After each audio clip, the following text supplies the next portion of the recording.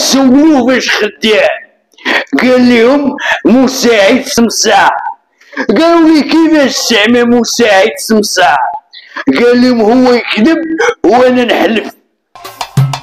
شفار قالت ليه مراتو عطيني 10,000 ريال باش نصاوب الشلابه عند الخياطه، هو يعطيه 10,000 ريال، خلاها تدارت مع الدوره هو يكريسيها. اللي شفارها شفار. وحده سولت الفقيه قالت لي خطبني واحد سكران، واش نقبل ولا لا؟ قال لها غير وافقي يا بنيتي قبل بيتها، راه جواج الكونطرا. جات عند والدها الحبس سولاتو قالت لي امضر وليدي واكلين شاربين مهلين فيكم الناس؟ قال لها واكلين كاميين شاربين. قالت لي ودير عقلك يا وليدي لا يجروا عليك، هذاك الدوار راه ما بقى فيه ما يدير.